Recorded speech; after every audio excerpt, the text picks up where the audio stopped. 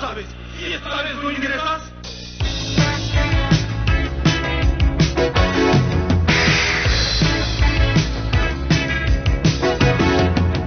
Estar en la universidad es una cosa de locos. Estar en la universidad es una fiesta de monos.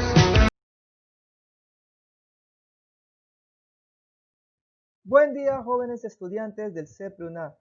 Bienvenidos nuevamente al curso de Ciudadanía.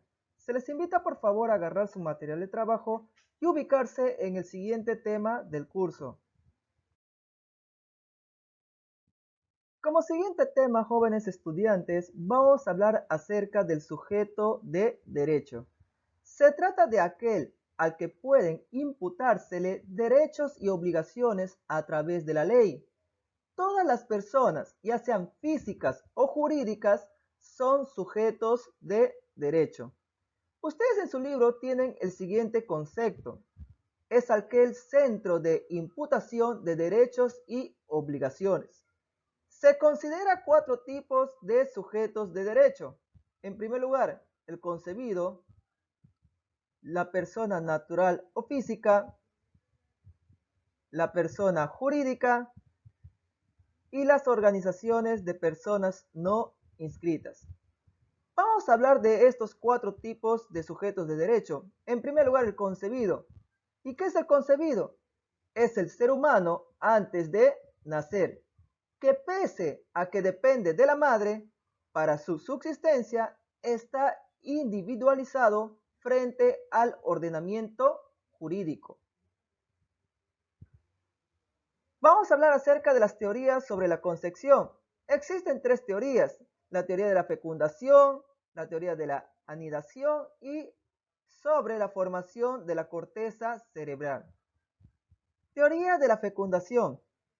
Implica el momento exacto de la unión del óvulo con el espermatozoide, lo cual puede ser hecha en forma natural, o sea, mediante relación sexual, y de manera asistida.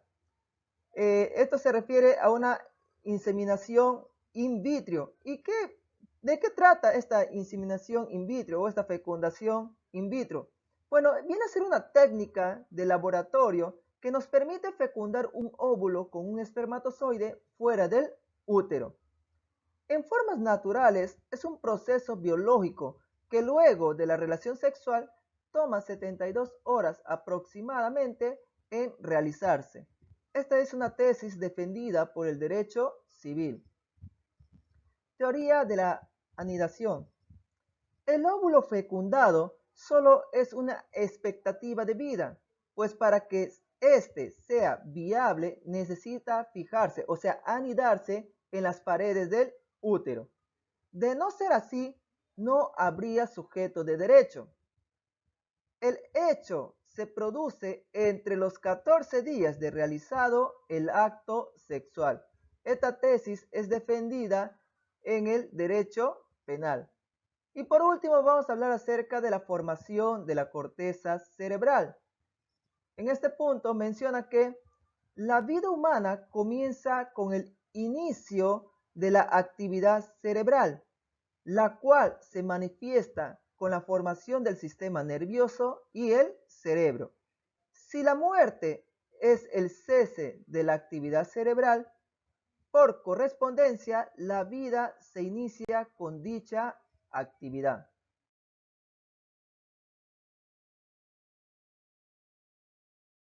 En este punto, jóvenes estudiantes, es bueno también hablar del aborto. ¿Y qué cosa es el aborto?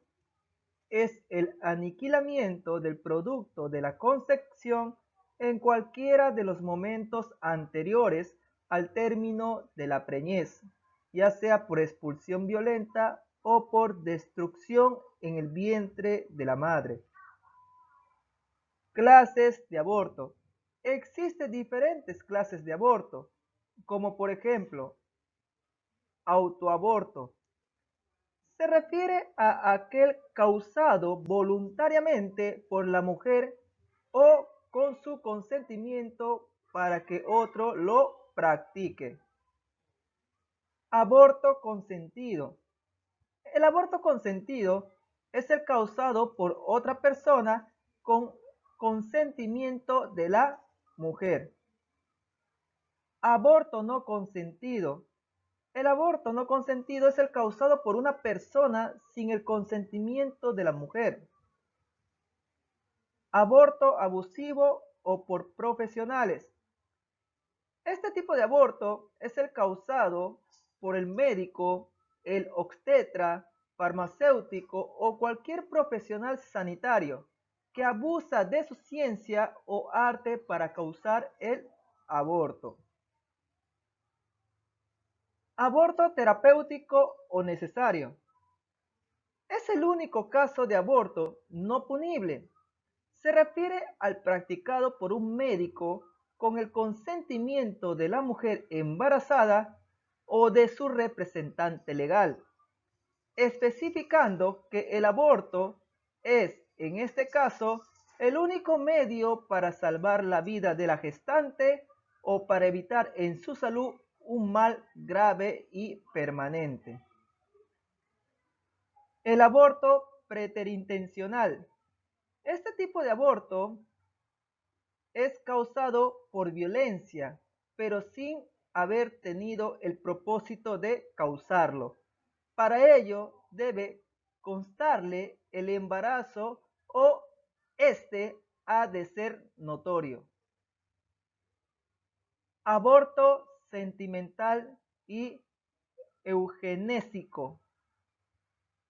Es cuando el embarazo ha sido consecuencia de violación sexual fuera de matrimonio o inseminación artificial no consentida y ocurrida fuera del matrimonio, siempre que los hechos hubieran sido denunciados o investigados, cuando menos policialmente.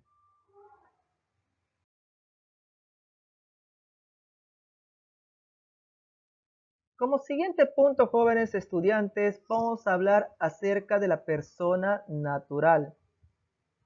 Son los seres humanos individualmente considerados. Se inicia con el nacimiento y concluye con la muerte, y en caso de ausencia puede finalizar por declaración de muerte presunta. Atributos de la personalidad. En primer lugar, debemos tocar el Estado, ¿ya? Pero no el Estado como si fuera, digamos, un gobierno, un ente, sino en este punto hace referencia que el Estado viene a ser la situación que determinada persona ocupa dentro del grupo familiar o dentro de la sociedad. El Estado se encuentra determinado y también influenciado por acontecimientos y factores diversos, como la edad, el sexo, el matrimonio, el divorcio y la adopción. La capacidad es el atributo consistente en la idoneidad para ser sujeto de derecho. Es la actitud que la ley reconoce a una determinada persona para el goce o para el ejercicio de sus derechos civiles. Se trata de un derecho extrapatrimonial y por tanto no es susceptible de negociación. Dentro de este punto es bueno referirnos a la capacidad de goce. ¿Y qué es la capacidad de goce? Es la actitud de ser dueño o titular de un derecho. Es un atributo esencial de toda persona natural. La capacidad de goce la tienen todos. Surge con el nacimiento y solo concluye con la muerte. Tenemos también la capacidad de ejercicio, que viene a ser la actitud que la ley reconoce a la persona para ejercitar por sí misma sus derechos civiles. Es pues la libertad que tiene toda persona de obrar.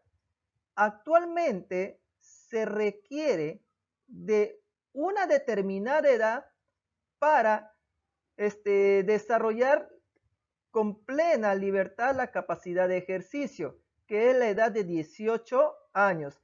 Esto está estipulado en el artículo 42 del Código Civil. Incapacidad jurídica. Es la falta de actitud jurídica para ejercer derechos, ¿ya? Esto es una incapacidad de goce, y contraer obligaciones, que viene a ser la incapacidad de ejercicio. Y existen ciertas clases de incapacidad de ejercicio, como por ejemplo, incapacidad absoluta. Es una incapacidad plena y general. Las personas comprendidas en ellas no pueden ejercer por sí mismas derecho alguno, de los cuales sean titulares. Tenemos ahí, por ejemplo, los menores de 16 años, los privados de discernimiento, los sordomudos, los ciegos sordos, los ciegomudos, que no pueden dar ni expresar su voluntad de manera indubitable.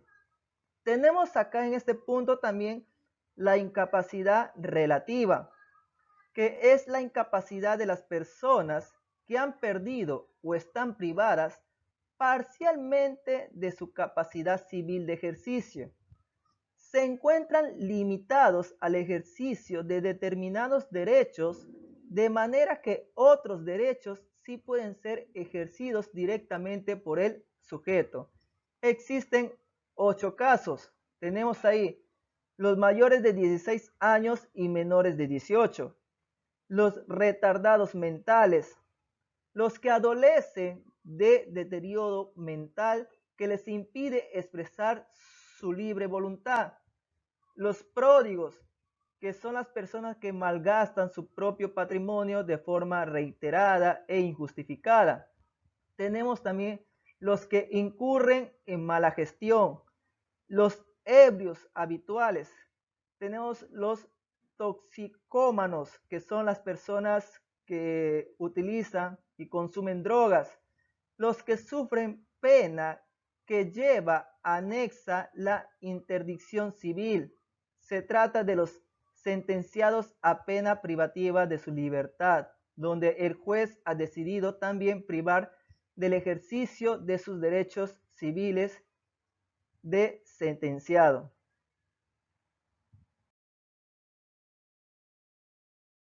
Como siguiente punto, jóvenes estudiantes, vamos a hablar acerca del nombre.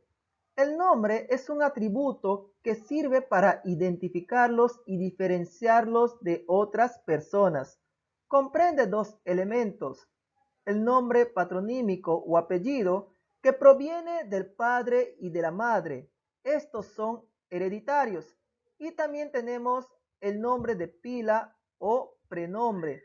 Toda persona tiene derecho y el deber de llevar un nombre. Esto incluye los apellidos. Cabe resaltar, jóvenes estudiantes, que el nombre está protegido por la ley.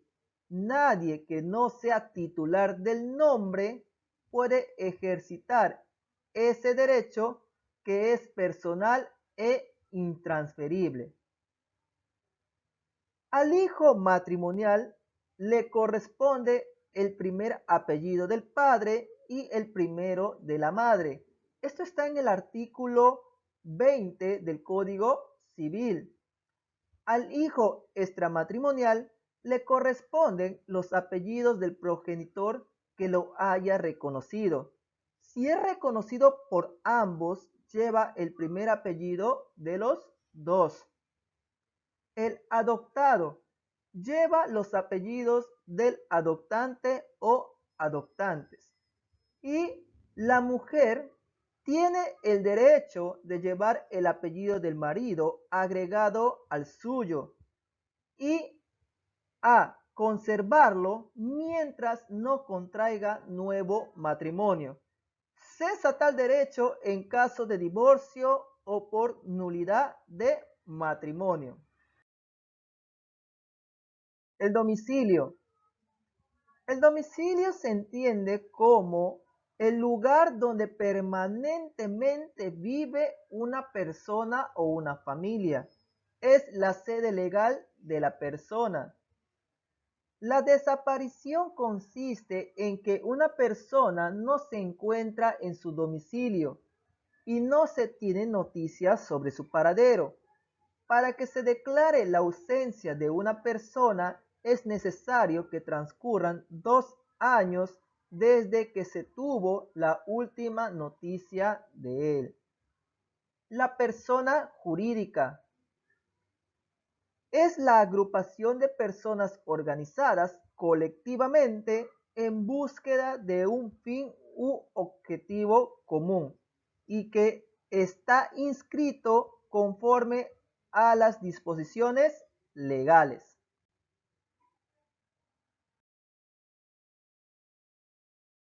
Clases de personas jurídicas. En primer lugar, vamos a hablar acerca de las personas jurídicas de derecho privado sin fines de lucro. Acá encontramos a la asociación, que es una organización estable de personas naturales o jurídicas, o de ambas. A través de una actividad común persiguen un fin no lucrativo. Tenemos la fundación, que es una organización no lucrativa, instituida mediante la afectación de uno o más bienes para la realización de objetivos de carácter religiosos, asistencial, cultural u otros de interés social. Se constituye mediante escritura pública por una o varias personas naturales o jurídicas por testamento. Tenemos también al comité, que es la organización de personas naturales o jurídicas o de ambas dedicadas a la recaudación pública de aportes destinados a una finalidad altruista. Y tenemos las comunidades campesinas o nativas, que son organizaciones tradicionales y estables de interés público, constituidas por personas naturales y cuyos fines se orientan al mejor aprovechamiento de su patrimonio para beneficio general y equitativo de los comuneros, promoviendo su desarrollo integral.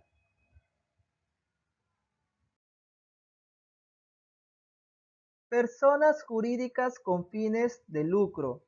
En este punto vamos a encontrar a las sociedades mercantiles, que son aquellas que surgen por la voluntad de dos o más personas para realizar actividades económicas con fines de lucro, o sea, búsqueda y reparto de ganancias.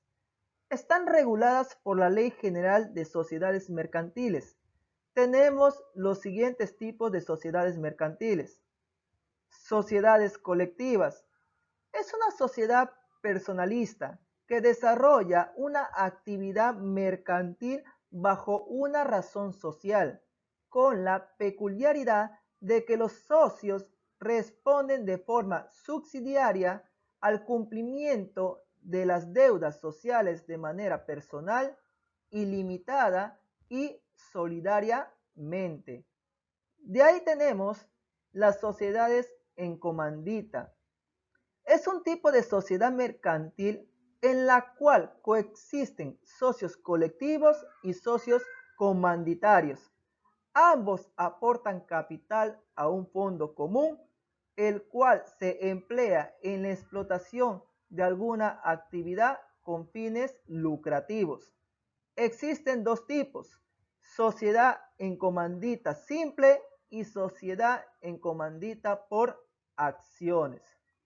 De ahí tenemos las sociedades comerciales de responsabilidad limitada.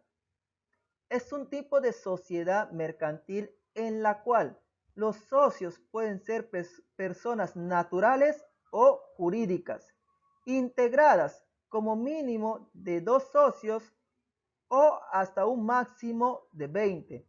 La responsabilidad de esta sociedad comercial está limitada al capital aportado. Por lo tanto, en el caso de contraer deudas con terceros, no responde con el patrimonio personal de los socios.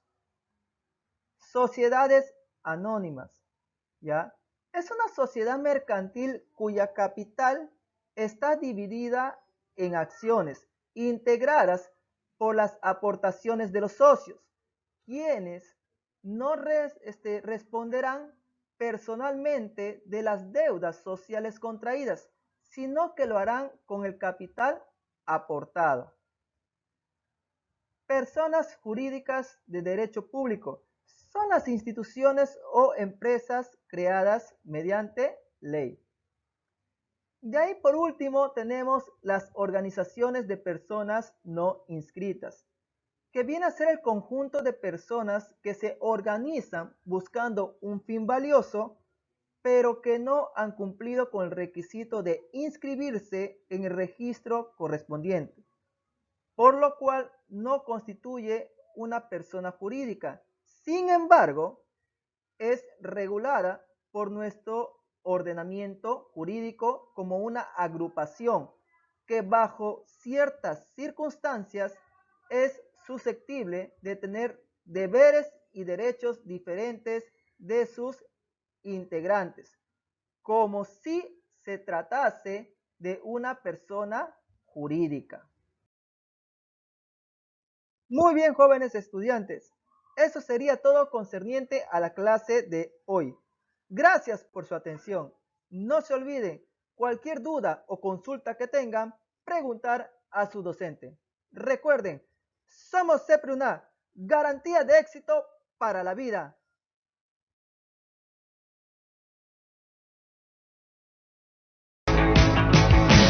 Cosa de locos, exámenes llenos de trucos, las chelas, chicles y los puchos. Cosa de locos, ingresas luego del colegio, las juegas sí que te hacen viejo, estando en la universidad.